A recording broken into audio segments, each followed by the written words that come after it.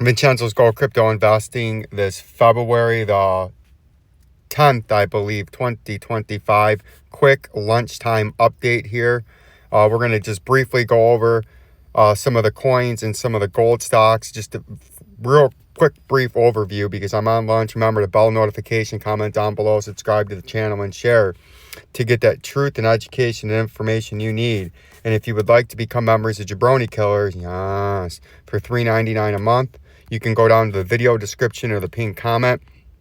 And real quick, in the hour time frame, if we look at the Bitcoin price, we're still sitting, we'll actually go into the 4-hourly. We're still sitting in between, and a lot of these coins, the moving averages, the 50-day moving average here and the 100-day moving average there. And I think we're going to bounce around in between the two of those over the next week or so before we decide to make a break sometime this week. And that's what we're going to continue to follow, and we'll get more in depth on that tonight. But currently we're getting rejected by that 98,441, and we'll see what happens later on today. Bitcoin dominance is still trending sideways, so that's not a strong signal either way for the coins. You can see XLM is getting rejected by the 200-day or the 100-day at 35 cents. It's trending down towards that local double bottom at 27 cents that we were talking about. So that's what we're going to continue to pay attention to. And these are in the daily, even though we're looking at it in the 4-hourly.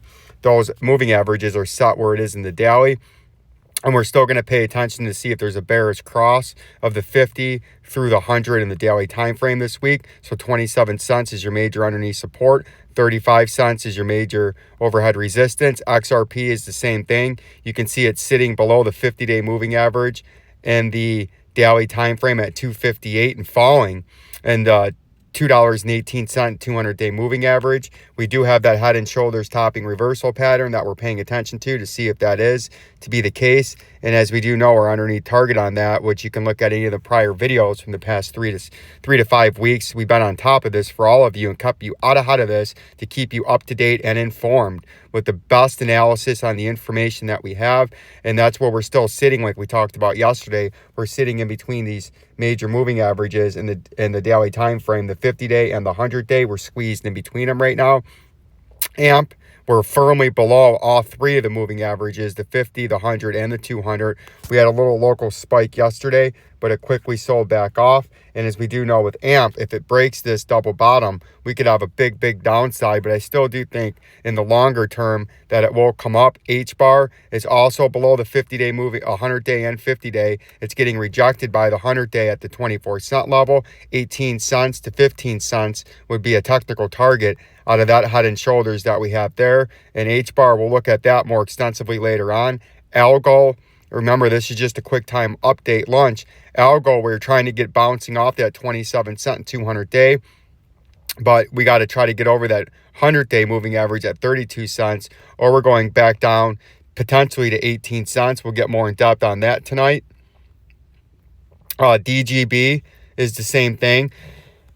We're below a major resistance level now at 0.00841, and we're trying to get back on top of that to try to get some support on a major support level, because if we fail that, we're coming back down to 0.00588. But we'll talk about all these more extensively tonight.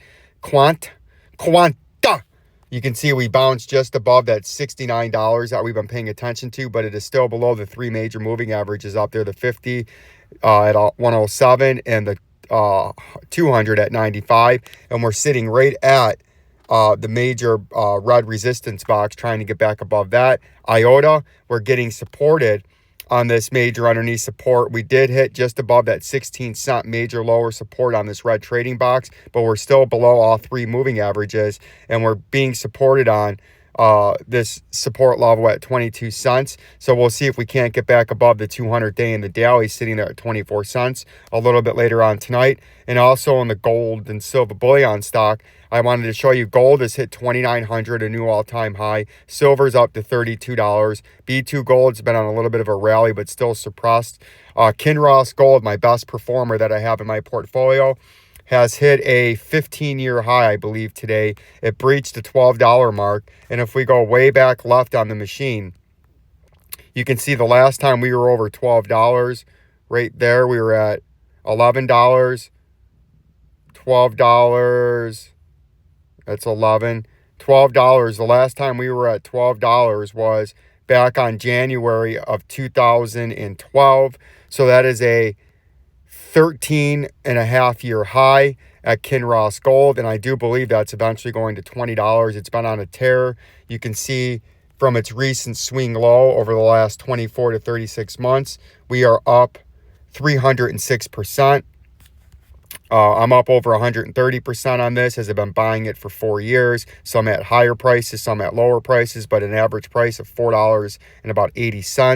Metallo Royalties is up 3%. It's been on quite a tear. Pan America Silver, we're doing very well. We're up about 60% on that.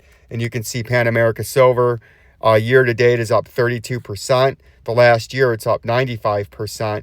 And I do think that could be a $100 stock. The last year, Metallo Royalties is up 28%. These are all stocks that I own. Rivion's down 18% in the last year, but starting to come on strong. We'll look at a couple of these other ones. Fortuna Silver's up 84.02% in the last year. I think that's going to $10. First Majestic Silver's up 24% in the last year. I think that's going to $15. Barrick Gold is finally starting to rebound in the last year. It's up 18.52%. I think that's going back to an all-time high in the future, and I do own a bunch of that. Kinross Gold, we just went over in the last year. It's up 134%. B2 Gold has been the one that's been flat for the last year, as all these other ones have been skyrocketing, and I still think that'll be a $9 or $10 stock. Silver's going to $50 eventually. Gold's almost to our $3,500 target. Like, subscribe, and share. Peace and love.